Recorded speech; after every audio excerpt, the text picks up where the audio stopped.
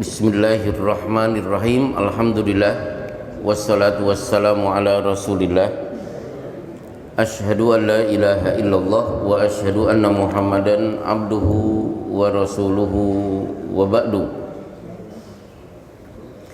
Kembali kita hadiri majelis ilmu, majelis Riyadhus Shalihin. Hari ini kita berada di bab istiqomah. Sebagai mukadimah, saya sampaikan bahwa istiqomah berasal dari kata istaqoma yastaqimu istiqomatan fahuwa mustaqim. Jadi istaqoma berarti kata kerja bentuk past tense. Yastaqimu kata kerja bentuk present continuous. Istiqomatan berarti perbuatannya. Mustaqimun berarti orangnya. Jadi kalau bapak memberi nama kepada anak mustaqim, berarti harapan orang tua anak saya orang yang istiqomah. Biasanya istiqomah dipahami orang yang konsisten, secara bahasa betul. Tapi coba kita lengkapi apa arti istiqomah yang diinginkan oleh Al-Quran. Berarti cari kata-kata istaqoma, yastaqimu, istiqomatan, dan mustaqim. Ternyata minimal orang yang berhak disebut istiqomah sebagaimana di surat Yasin yang banyak kaum muslimin membaca, Allah berfirman, alam ahad ilaikum ya bani adama alla ta'budus syaiton. Bukankah aku sudah memerintahkan kalian, wahai anak keturunan Adam, jangan menyembah setan.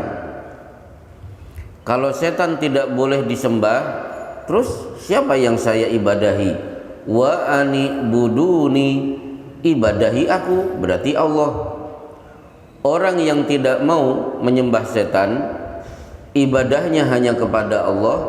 Kalimat berikutnya, hada siratum mustaqim, inilah jalannya orang yang istiqomah. Berarti orang yang hanya mau beribadah kepada Allah, tidak mau menyembah setan, tidak mau minta-minta kepada kuburan, kalau pergi cukup bismillah tawakkaltu 'ala Allah, tidak pakai jimat, berarti orang ini istiqomah. Satu. Yang kedua, disebut istiqomah, ya kita lihat di surat yang tiap hari kita baca, ihdinas siratal mustaqim, tunjuki kami ya Allah supaya kami berada di atas jalan mustaqim, orang yang istiqomah. Siapa orang yang mustaqim?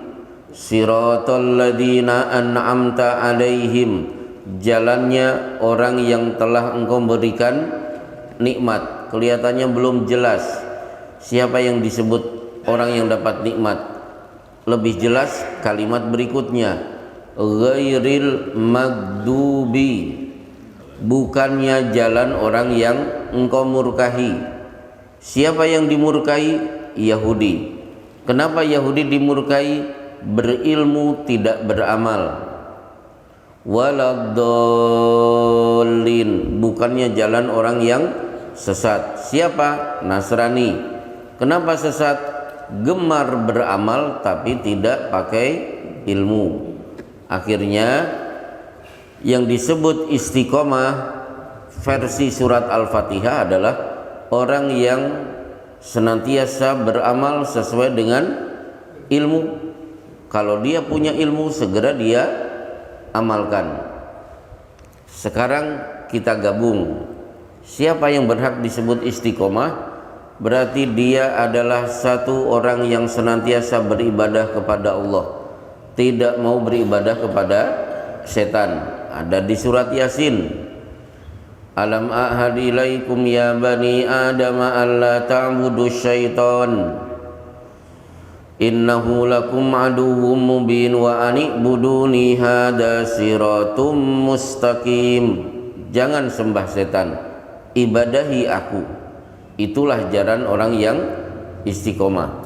Yang kedua, orang yang istiqomah setiap dapat ilmu segera diamalkan. Kalau dia beramal pasti berdasarkan ilmu. Kalau berdasarkan ilmu berarti berdasarkan dalil.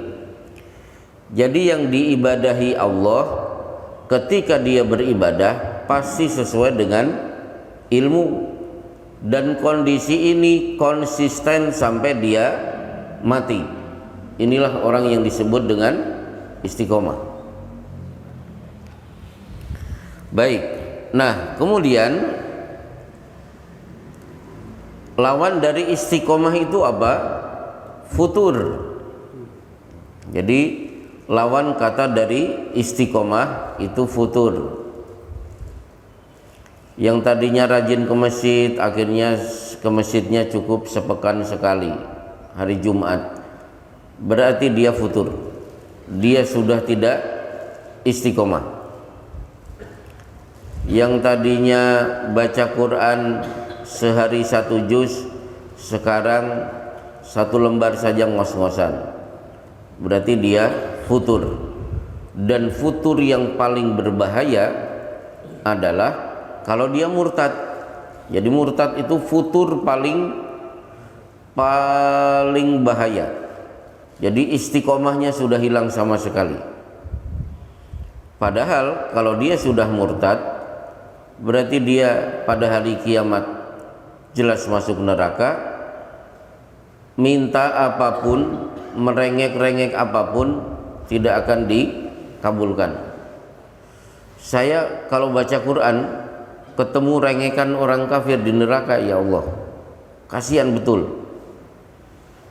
Misalnya orang kafir meminta kepada Allah, farji'na, tolong kembalikan kami ke dunia. Fa in udna fa inna dzalimun. Kalau di dunia kami kembali kafir, berarti kami memang dolim, pantas dimasukkan kembali ke neraka. Ternyata apa jawaban Allah? Qala sa'ufiha wa la tukallimun. Kalian tidak ada acara keluar, tetap di sini dan jangan coba-coba ngajak bicara aku lagi. Coba, Allah tidak mau diajak bicara. Begitu tahu Allah tidak mau diajak bicara, akhirnya si kafir-kafir ini mintanya kepada malaikat penjaga neraka. Wa nadau ya maliku liyaqdi alaina rabbuk. Malaikat, kami sudah tidak kuat dengan siksaan, sampaikan kepada Tuhanmu, bukan Tuhan kita lagi, sampaikan kepada Tuhanmu supaya segera kami dimatikan saja daripada hidup disiksa. Maka malaikat menjawab, innakum makithun, kalian tetap hidup, nggak ada acara mati. Sudah tahu minta mati tidak bisa, ternyata si kafir ini tidak putus asa, masih minta lagi. Wa qala alladziina kafaru li khazanati jahannam ud'u rabbakum yukhaffif anna yauman minal adab. Sampaikan kepada Tuhanmu malaikat supaya Allah memberikan kesempatan sehari saja istirahat. Besok disiksa lagi gak apa-apa, yang penting pernah istirahat meskipun cuma sehari. Ternyata jawabannya menyakitkan. Fad'u wa ma du'aul kafirina illa fi dolal. Silahkan minta, permintaan kalian pasti akan sia-sia. Ya sudah, pengen mati tidak bisa, pengen keluar, Allah menjawab jangan ngajak ngomong aku lagi. Pengen mati tidak bisa, istirahat sehari, ternyata sudah tidak mungkin. Tiba-tiba jamaah jamaah Masjid Baitus Salam lewat, karena bapak-bapak kan nanti masuk surga. Penghuni surga itu ada acara piknik, pikniknya melihat neraka. Nah ketika bapak piknik, namanya juga piknik, pasti bawa makanan dan minuman. Wanada ashabun nari ashabal jannah, penghuni neraka berteriak memanggil penghuni surga, an afidu alaina minal ma, tolong berikan sedikit saja air yang kalian bawa, au mimma razaqakumullah, atau makanan yang merupakan rezeki kalian. Ternyata tanpa balas kasihan kita akan menjawab, innallaha harramahuma 'alal kafirin, Allah haramkan dua ini, makanan dan minuman, buat orang-orang kafir. Sudah, mereka putus asa, akhirnya sudah tidak bisa minta lagi. Kepada Allah ditolak, malaikat jelas, kepada orang-orang beriman mereka tidak dapat hasil.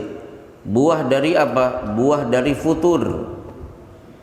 Futur itu orang yang istiqomahnya hilang. Baik, sekarang kita lihat di Riyadhus Shalihin apa manfaat istiqomah. Allah berfirman, innalladzina qalu rabbunallahu tsumma istaqamu tatanazzalu alaihimul malaikatu alla takhafu wa la tahzanu wa abshiru bil jannati allati kuntum tu'adun. Sesungguhnya orang-orang yang di perut ibunya berikrar, Rabb kami adalah Allah. Jadi ketika di perut kita kan pernah ditanya oleh Allah, alastu bi rabbikum, bukankah aku Tuhanmu? Qalu bala syahidna, benar ya Allah, kami bersaksi. Tsumma istaqamu, kemudian begitu lahir sepanjang hidupnya dia istiqomah beribadah kepada Allah. Maka menjelang wafat, tatanazzalu alaihimul malaikatu, rombongan malaikat akan turun. Jadi sebelum dicabut nyawa, bapak-bapak akan ditenangkan oleh malaikat khusus yang diutus oleh Allah untuk menenangkan orang yang istiqomah. Misinya 3. 1. Alla takhafu, jangan takut. 2. Wala tahzanu, jangan sedih. Takut sudah hilang, sedih sudah tidak ada. Wa abshiru, berbahagialah, ini kematian, jangan sedih, jangan takut. Kenapa? Bil jannah, surga yang sudah disediakan buat kamu. Baik, sekarang kita kupas 3 kata ini. Apa bedanya takut dan sedih? Jadi jangan takut dan jangan sedih. Saya cari di kamus bahasa Arab, kamus bahasa Indonesia, tidak ketemu jawabannya. Perbedaan takut dan sedih. Saya buka kamus bahasa Arab, nggak ada jawabannya. Alhamdulillah ketemu jawaban pada tulisan Ibnul Qayyim Al-Jauziyah di kitab Ad-Da' wa Dawa. Takut itu sesuatu yang akan terjadi, berarti belum terjadi. Kalau sedih kaitannya dengan sesuatu yang sudah terjadi. Pak, kenapa sedih? Kehilangan dompet. Nah, itu sedih, bukan takut. Pak, kenapa sedih? Karena ada pengumuman ternyata tahun ini saya belum bisa berangkat haji.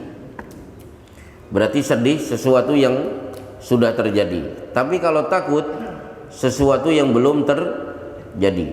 Bapak kelihatannya wajah pucat, kelihatannya ketakutan. Iya, karena saya mau naik pesawat, karena saya takut kepada ketinggian. Jadi belum naik pesawat dia sudah kelihatan takut. Jadi takut itu sesuatu yang akan terjadi. Baik, Berarti kata Syekh Sulaiman Al-Ashqar, orang yang akan mati pasti takut, pasti sedih. Kenapa takut?